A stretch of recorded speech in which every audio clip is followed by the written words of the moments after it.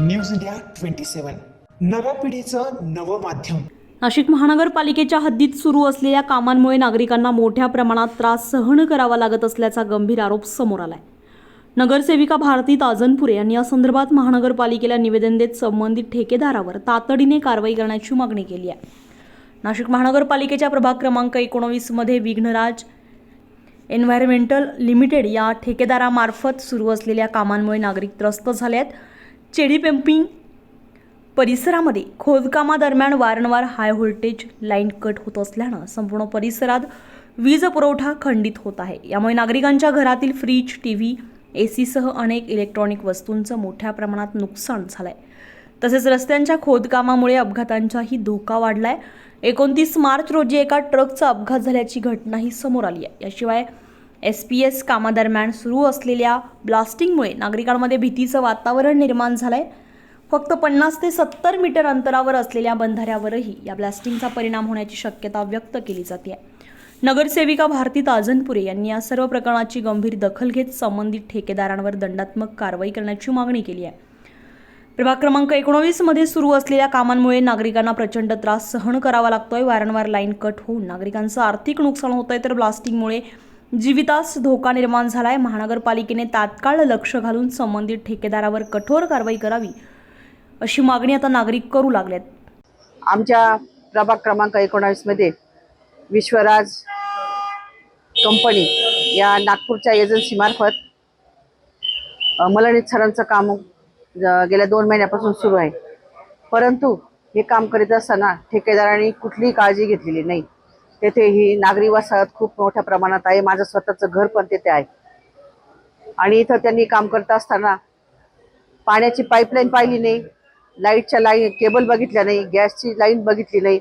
दे खोदकाम चालू आहे आणि ते कसं तरी एडवाकड बुजवत आहे।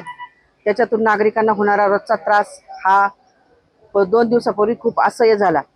1 महिन्यापासून लाईटच्या केबल बस्ट झाल्यामुळे लाईटचं हे लोड शेडिंग कमी जास्त पॉवर होत होता आणि ह्या कमी जास्त पॉवर झाल्यामुळे आमच्या इथल्या 25 ते 30 नागरिकांच्या जवळजवळ TV जळाल्या, फ्रीज जळाले, कोणाचे AC जळाले। एक आमचा गरीब बिचारा सर्व्हिस स्टेशन आहे, त्याचे मशीन जळाले सर्व्हिस स्टेशनचे। आणि हे होत असताना 29 तारखेला रात्री 9 वाजता ज्या लाईट गेल्या, त्या काल रात्री 2 वाजता आम्ही स्वतः काम केलं, स्वतः केबल आणली आणि JCB आणला, तेव्हा पूर्वपदावर आले। आणि ह्या 2 दिवसात इतका त्रास झाला का पिण्यासाठी तर नाही पाणी नाही, आंघोळीला कोणाला पाणी नाही, वॉशरूमला जायला पाणी नाही। छोटे छोटे लहान मुलं आहे प्रत्येकाच्या घरात, वडीलधारी माणसं आहे, आजारी माणसं आहे। बाहेर एवढा उन्हाळा चालू आहे, उष्माघाताने जर एखाद्याचा बळी गेला असता तर यांनी काय दिलं असतं।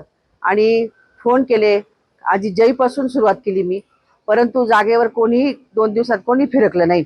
रात्री 10:30 वाजता धारणकर साहेबांना फोन केला, त्यांनी उडवाउडी टोलाटोली केली। त्याच्यानंतर कमिशनर मॅडमला मी फोन केला, तर त्याही म्हणे तुमच्या त्या MSCB वाल्यांनी त्यांना लाईन दाखवली नसेल।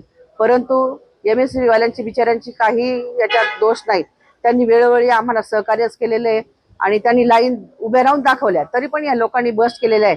आणि त्या लाईनमध्ये बस ज्या झालेल्या आहे त्याच्यात फक्त त्यांनी 1-2दा किट भरलं, परंतु एवढ्या मोठ्या प्रमाणात जेव्हा त्याच्यावरून वाहतुकीची ये-जा होते तेव्हा त्या लाईन आणखी दबल्या जातात आणि त्या दबल्यामुळं हा वीज पुरवठा सगळ्या पंपिंग परिसरात खंडित झालेला आहे।